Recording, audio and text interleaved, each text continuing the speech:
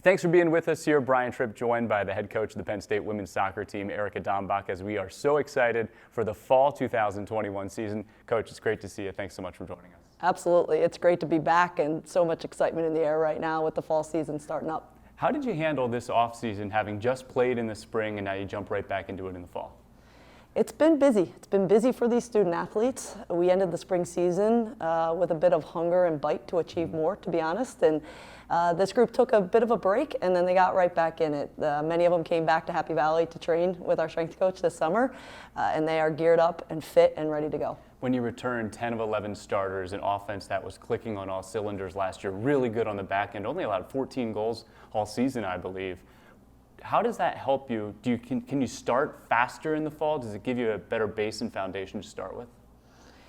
It's interesting that you talk about that because it's been a topic of conversation among our coaching staff, the fact that we are at a better starting point. These concepts are fresh right now.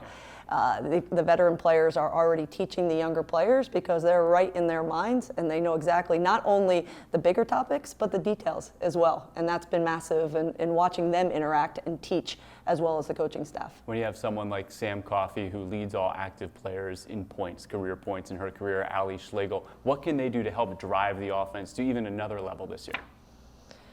I think one of the most important things to have success in a program is to have your leaders as the standard bearers, and that's what you've just discussed. Ali Schlegel, Sam Coffey, Carrie Abello. Not only do they do it in the classroom, on the field, everything in life. These are pros in everything that they do. And so our younger players can watch them. They admire them. They want to emulate them. And as a coaching staff, when you talk about setting the standards and your older players, your veterans, uphold those standards, then you're just driving those standards higher. I'm glad you mentioned in the classroom and the standards you have with your program, because if you have a strong culture, the rest can come from that. And it seems like with the continuity not only of the players but your staff, that's something that's already in place. It is, and it's something that we take a lot of pride in. For us, if you're going to be outstanding, you've got to do it in all areas of your life, right? And it all goes hand in hand. We often find that our best scholars are our best players because they prioritize. They're intentional about the way they approach things. They're intentional in the classroom. They're intentional about how they learn on the field, and they're intentional about how they interact with their teammates to make a more cohesive group. And one thing you said right at the beginning, that it's been a busy offseason. You recently got back from Tokyo where you were an assistant with the women's national team. Congrats on a bronze medal at the Olympics. Another former Penn Stater there, Alyssa Nair. What did you take out of that experience this time around? Because you've had a lot of international experience in your career.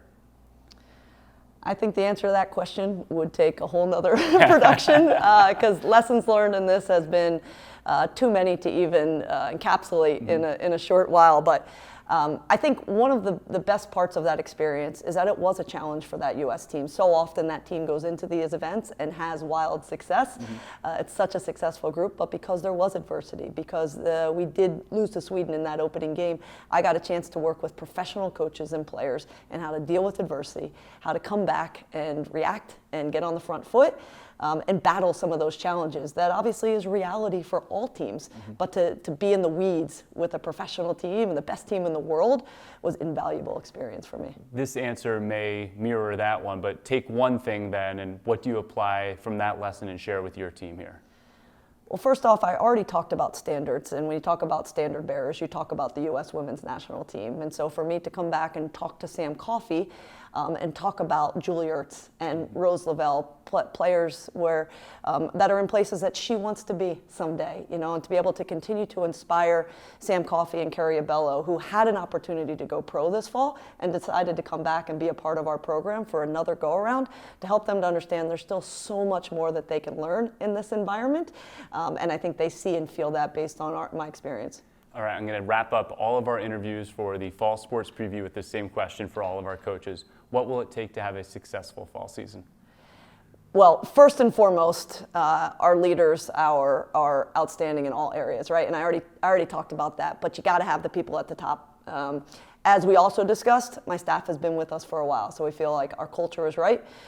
We feel like the buy-in is there from the players, and so now it is taking a bit of a bigger roster and helping to develop the whole group so that the group rises together and the top keeps growing and we keep getting better with each passing week. Coach, we can't wait for the season to get started. Thanks so much. Thank you, Brian.